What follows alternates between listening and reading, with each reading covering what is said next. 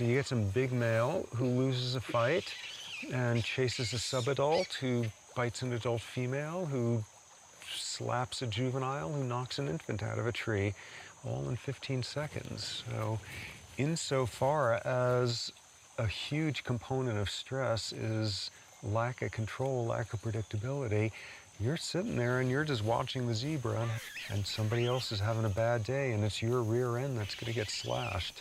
So tremendously psychologically stressful for the folks further down on the hierarchy.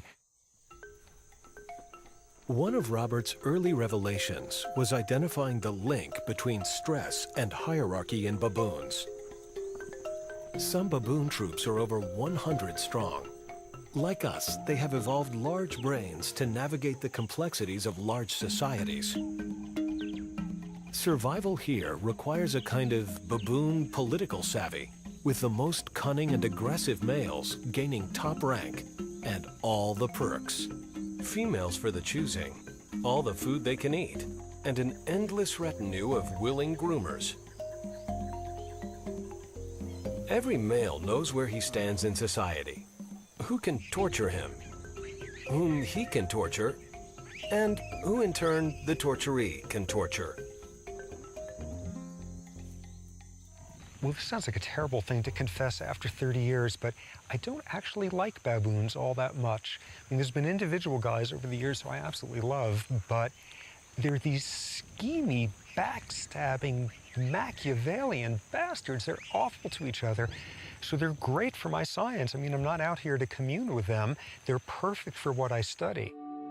22 years ago, at the age of 30, Sapolsky's landmark research earned him the MacArthur Foundation's Genius Fellowship. His early work, measuring stress hormones from extracted blood, led to two remarkable discoveries. A baboon's rank determined the level of stress hormone in his system. So if you're a dominant male, you can expect your stress hormones to be low. And if you're submissive, much higher. But there was an even more revealing find. In Sapolsky's sample, low rankers, the have-nots, had increased heart rates and higher blood pressure. This was the first time anyone had linked stress to the deteriorating health of a primate in the wild. Basically, if you're, a stressed, unhealthy baboon in a typical troop, high blood pressure, elevated levels of stress hormones, you have an immune system that doesn't work as well, your reproductive system is more vulnerable to being knocked out of whack, your brain chemistry is one that bears some similarity to what you see in clinically depressed humans, and all that stuff, those are not predictors of a hale and hearty old age. 20 years ago, Robert got a shocking preview of this idea. The first troop he ever studied, the baboons he felt closest to and had written books about, suffered a calamity. It would have a profound effect on his research. The Kikarok troop is the one I started with 30 years ago. And they were your basic old baboon troop at the time, and which means males were aggressive and society was highly stratified and females took a lot of grief in your basic off-the-rack baboon troop. And then by now, almost 20 years ago, something horrific and scientifically very interesting happened to that troop. The Kikarok troop took to foraging for food in the garbage dump of a popular tourist lodge. It was a fatal move. The trash included meat tainted with tuberculosis. The result was that nearly half the males in the troop died. Not unreasonably, I got depressed as hell and pretty damn angry about what happened. You're 30 years old, you can afford to expend a lot of emotion on a baboon troop, and there was a lot of emotion there. For Robert, a decade of research appeared to have been lost. But then he made a curious observation about who had died and who had survived. It wasn't random who died. In that troop, if you were aggressive And if you were not particularly socially connected, socially affiliative, you didn't spend your time grooming and hanging out, if you were that kind of male, you died. Every alpha male was gone. The Kikarok troop had been transformed. And what you were left with was twice as many females as males, and the males who were remaining were, just to use scientific jargon, they were good guys.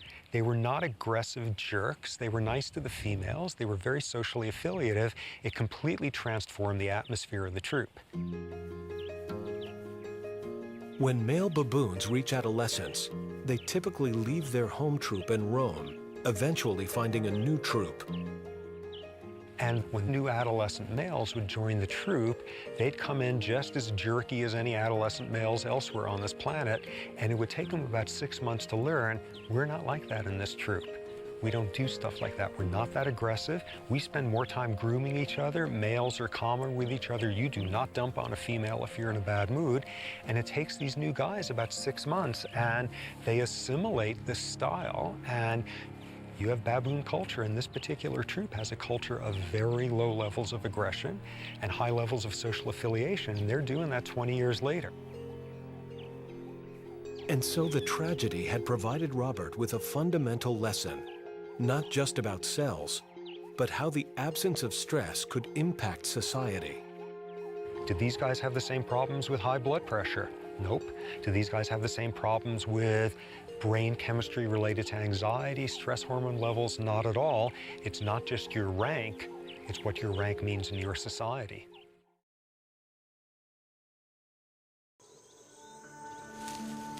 So what do baboons teach the average person in there?